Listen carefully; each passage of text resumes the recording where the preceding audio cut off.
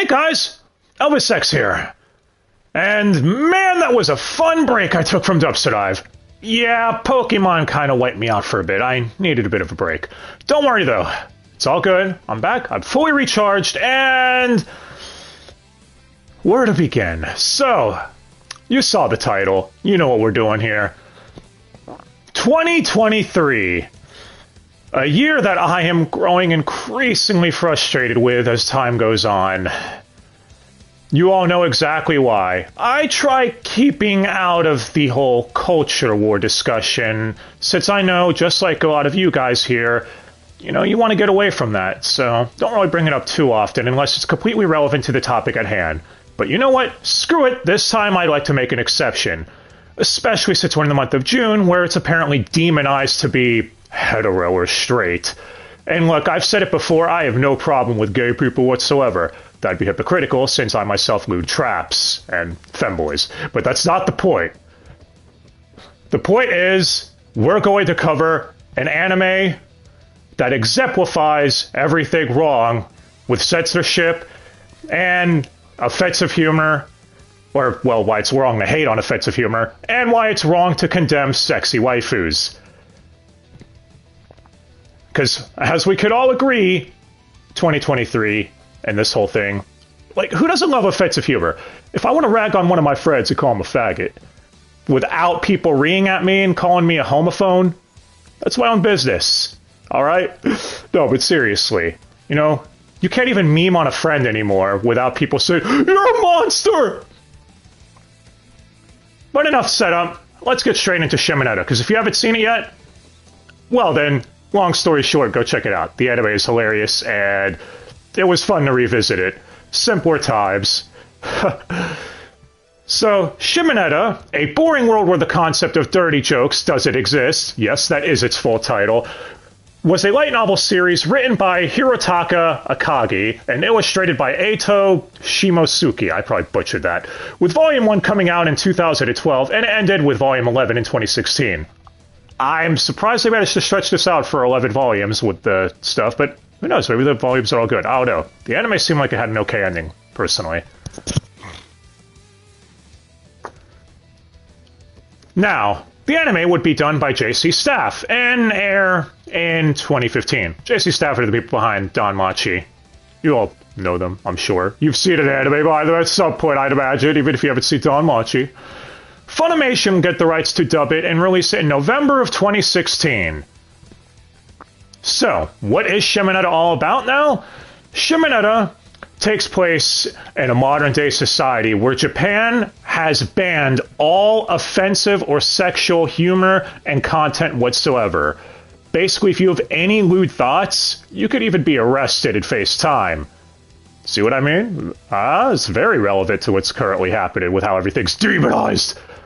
But, yeah, that's where our main characters come in. For example, one of the main females, Ayame Kajo, who goes by the name Blue Snow as a terrorist, that's what she nightlights as, for the organization known as SOX.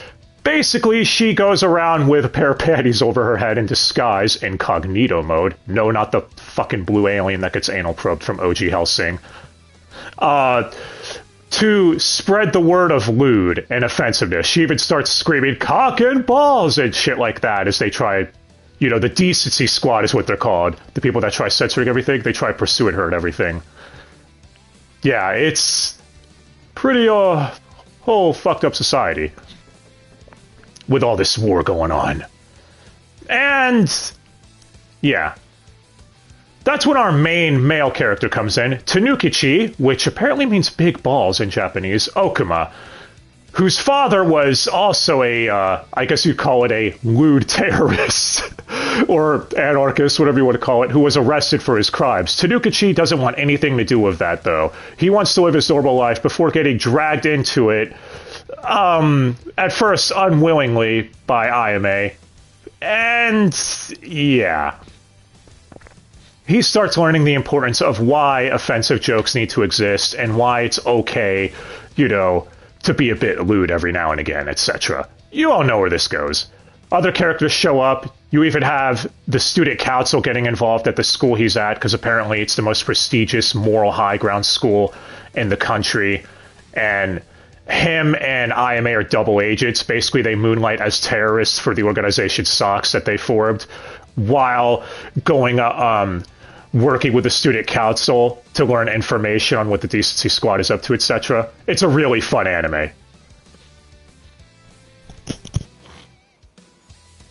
Animation-wise, it's JC Staff. I can't comment on that. So, yeah, but I imagine it's good. I didn't hear anyone really complain about it.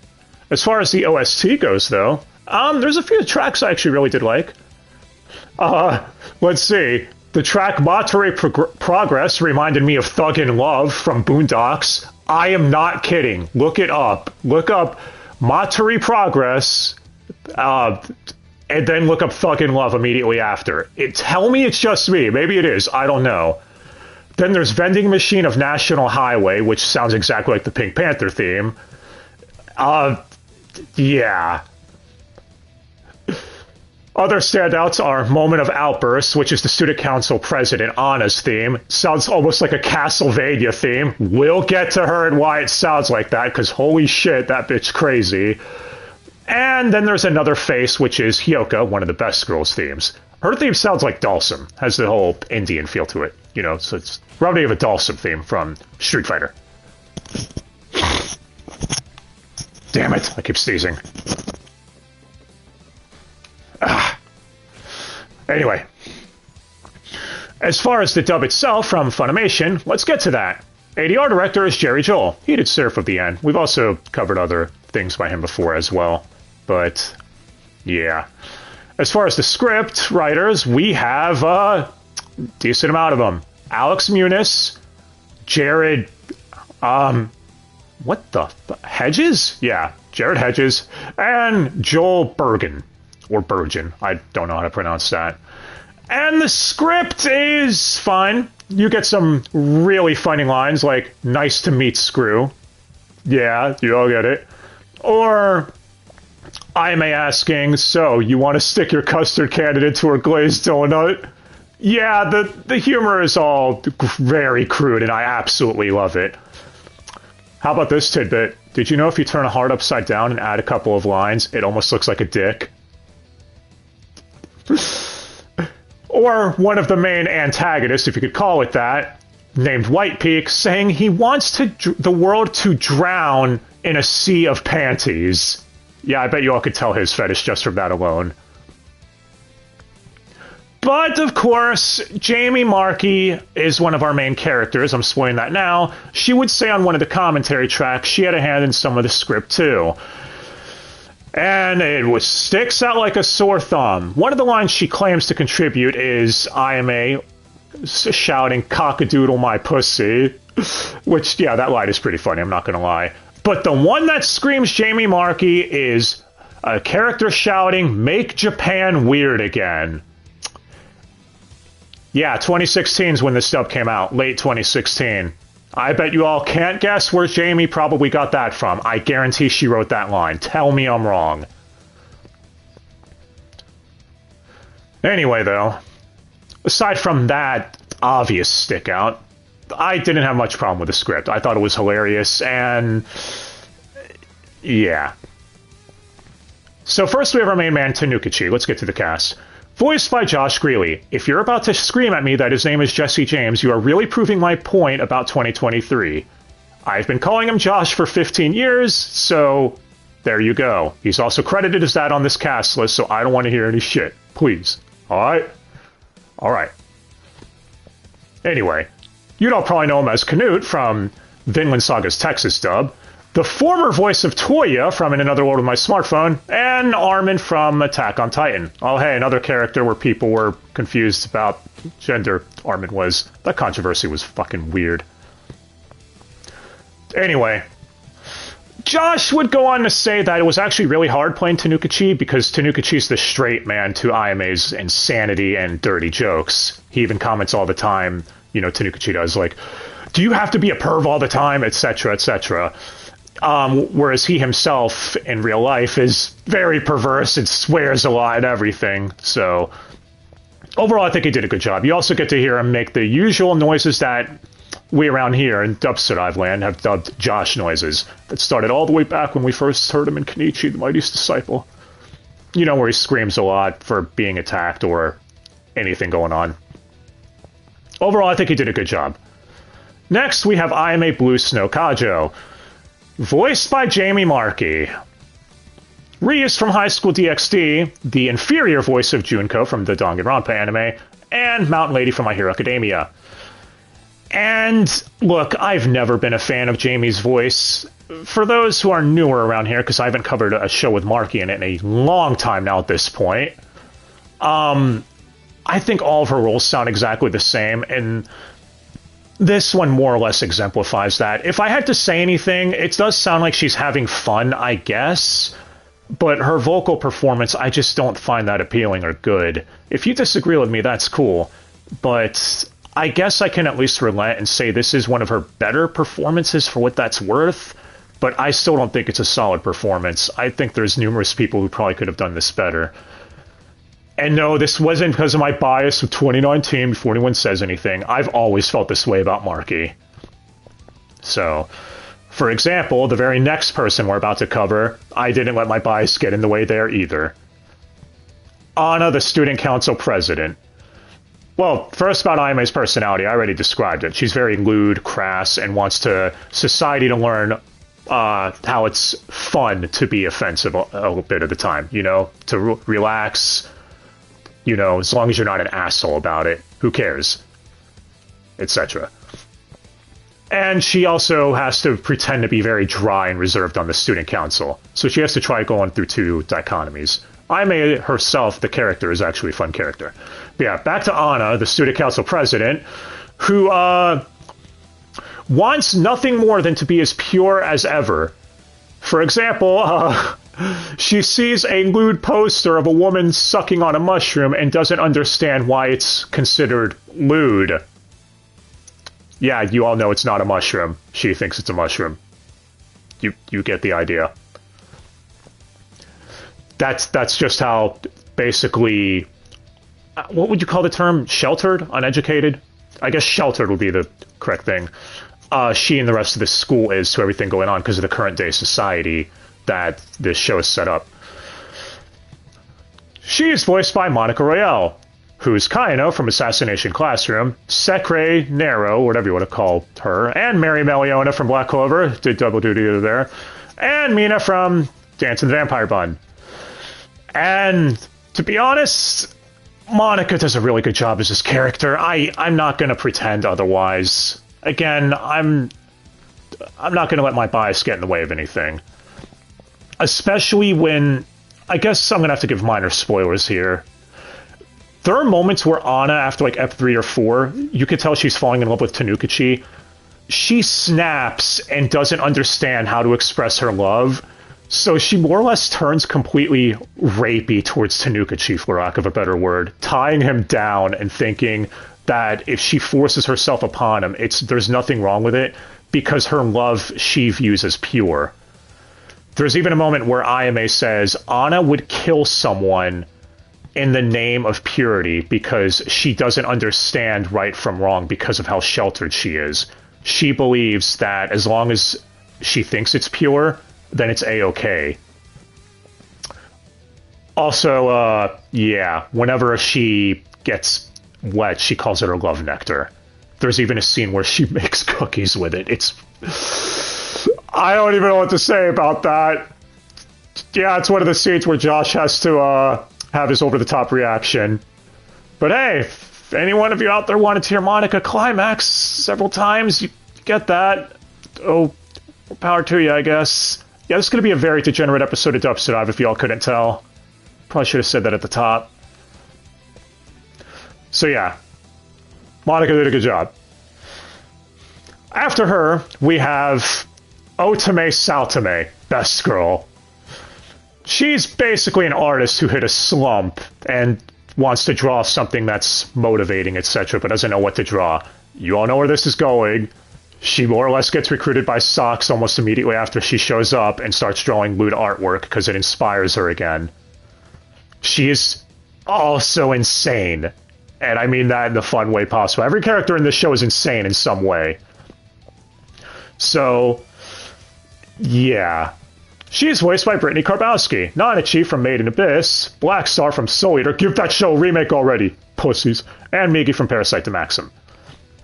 And you could tell Brittany's having the time of her life voicing a character like this, especially when she herself admitted on the commentary she's dirty and perverse as hell, so...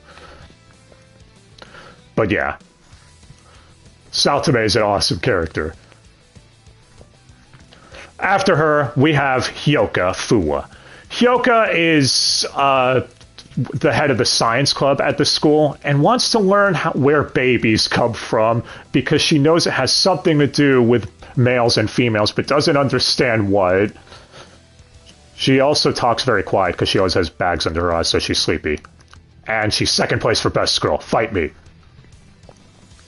She is voiced by Michaela Krantz, who you'd all know as Shokuho Misaki from Railgun T, that's Railgun Season 3, and Momiji from the Fruits Basket remake. And yeah, again, you could tell she's having fun with this character, with how quiet and reserved she is, but how whenever you...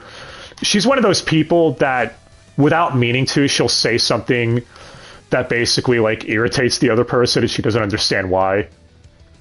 And she's like, what? I didn't say anything. What'd I do? I was just asking a basic question. You know, that type of person. She's just a really fun character.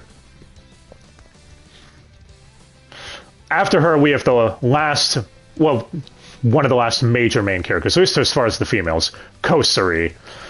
Kosari is voiced by Laura Woodhall, who's Ikazuchi from Can Call Kantai Collection. Was that supposed to be getting a season 2 or something? Did that already air? I don't even know.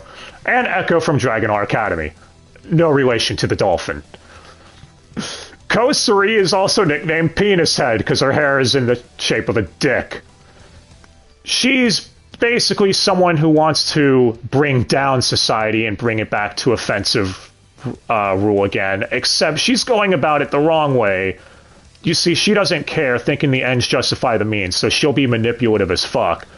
For example, making two guys fall in love with her and then having them feud over her just so she can get information on a situation.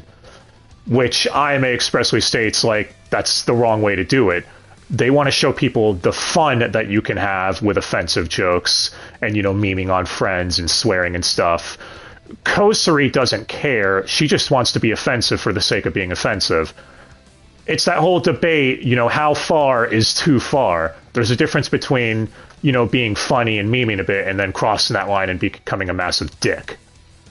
Get it? And Laura Woodhall does a really good job as Kosari. So, I don't have any complaints. I think this might be the first time we've actually covered her. One of the first times, I'm not sure.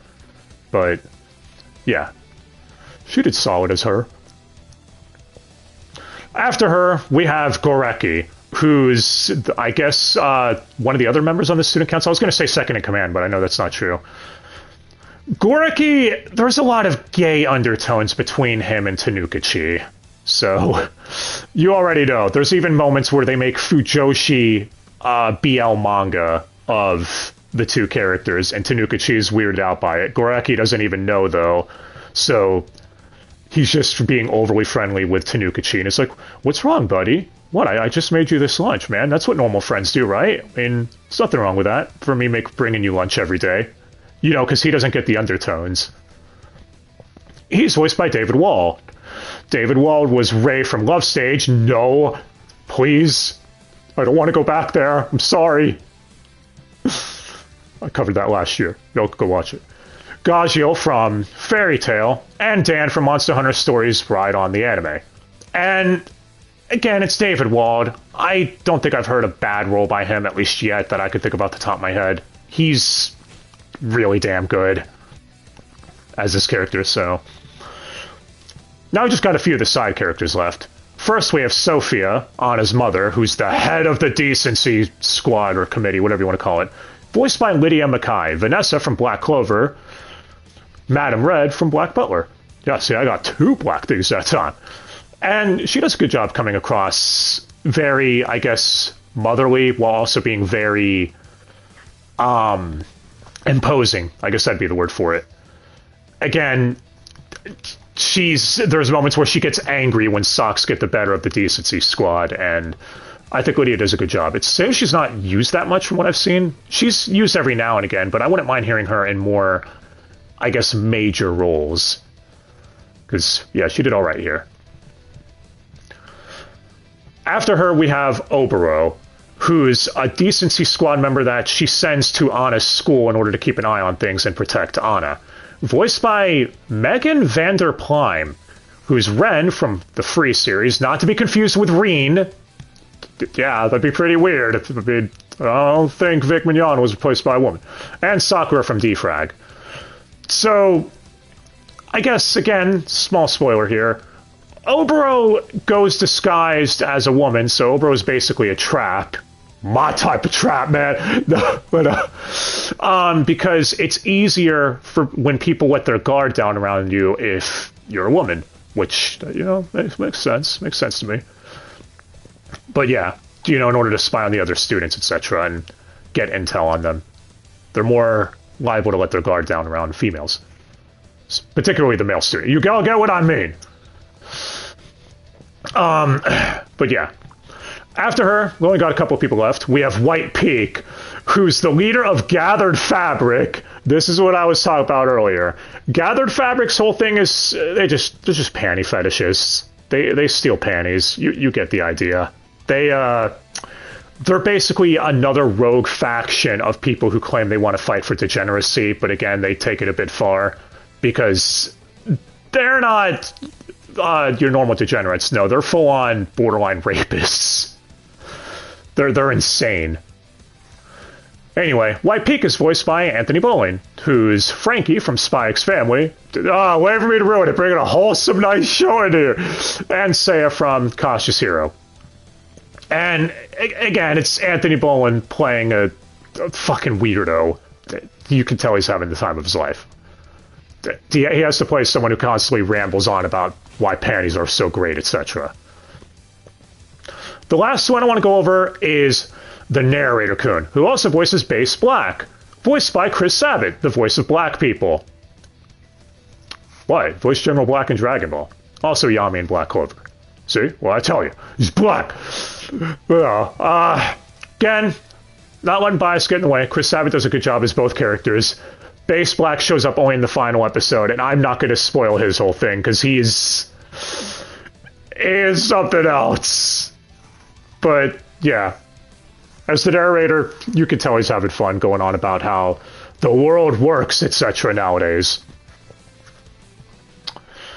As far as anything else I'll mention before quickly going over who's on each commentary, you get a scene where Josh has to do oro oro oro, like JoJo. And there's a scene where Tanukachi cross-dresses, so you already know he has to pretend to be a woman. So, yeah. But yeah, this show goes into a lot of stuff that I didn't even really get a chance to cover or spoil, because I want you guys to see it. For example, the first episode literally has a woman threatening a guy with false sexual assault allegations. And then when she gets caught for it, she screams at the person who caught her, saying, "What are you doing, you prick? I was about to make a lot of money off of this poor sap." Like I said, very, very relevant to all the current shit. But yeah, you've heard me ramble on long enough about that.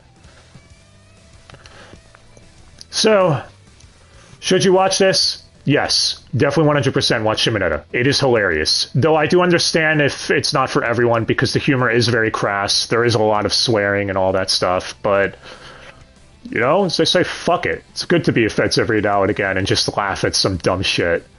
And all that stuff. As far as on the commentaries, well, the first one is Josh, Monica, Michaela, and Jamie. Oh, Jesus, 2 of them are on this commentary. And a dog for some fucking reason? What? Yeah, there's a dog on the commentary that keeps panting into the microphone every now and again. Why? Was that needed? Couldn't you really had to record the commentary now? Professional company, my ass. Anyway, the only thing to really take out of this is that, let's see. Jamie said she loved narrating the scene where flies were fucking for everyone, so there's that.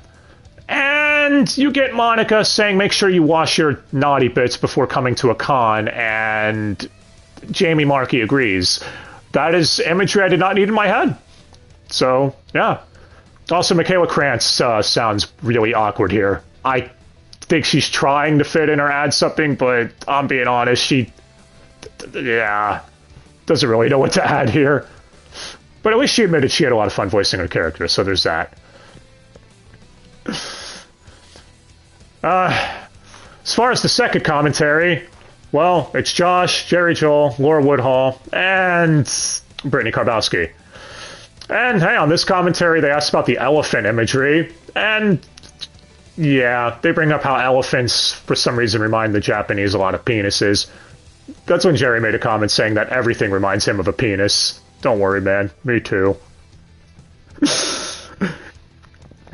Joking aside, though, Jerry does bring up some valid points. How you can't be offended by words if you're a voice actor or in this profession. I wish some of the voice actors nowadays would take that to heart. But yeah. They also get extremely degenerate, I can't believe it, by discussing, asking people what their favorite panty color is. So, there's that, I guess. And that's really it, I guess. Not really much else to say. These commentaries, they go over just how much fun they had voicing the show, but they didn't really tell us how much the stories they were voicing them or what it was like auditioning for any of that, which I was hoping they would. As much fun as it was here to these people, you know, fap about for a bit. I don't know. But that's it, I guess. I'll leave you all with these quotes from Shimoneta itself. Laughing at what's wrong sometimes can make a healthier society. So, like an erect cock, standing firm and proud, and with conviction, thrust down your chosen path. I butchered that because I didn't read seamlessly, but fuck it, who cares? In any event, guys, let me know if you agree with my thoughts on Shimoneta. I genuinely enjoyed going back to this show because I haven't seen it since the dub first came out in 2016, and that was a long time ago before any of this stuff. And yeah, I did use this a little bit to rant about current ongoings because, you know, sometimes you gotta vent a bit. So, hope you all understand that mindset. And I hope you all enjoyed this one. Let me know your thoughts on who Best Girl is and why the answer is Otome. Or Hyoka. Or maybe Kosuri. Nah, Kosuri's too insane. I don't think I want to go near that. Never mind. Alright, guys. Thanks again so much for watching. And yeah, MVP of the dub, actually, real quick. I don't know. Brittany Karbowski did a good job, but she always does. Josh did great, but again, he's usually pretty solid in this, especially at the end when he starts lightening up a bit and swearing a bit. Monica even did really good. So, I don't know. Let me know who you all think it was this time, if you've seen the show. If not, again, I tried refraining from spoilers. I spoiled some stuff, but yeah, go watch it. I can't stress that enough, if you're in the mood for something offensive. But yeah, guys. For realsies now, thanks again so much for watching, and yeah, that's it. Also, screw the ad voice recycling. There was like several Chuck Hubers. I kept calling them out every time they showed up. But that's it. Till next time. Next time, what are we covering? I don't know yet, but these are coming back more regularly. I just need a break. I apologize for that, but I'm here. All right? I'm here. I'm queer. Get used to... I mean, fuck it. I'll just see you all next time. Have a good day. Thanks again so much for watching. And if you want to punch me, go let me know. I don't know. Till next time, guys. Have a good day. Bye.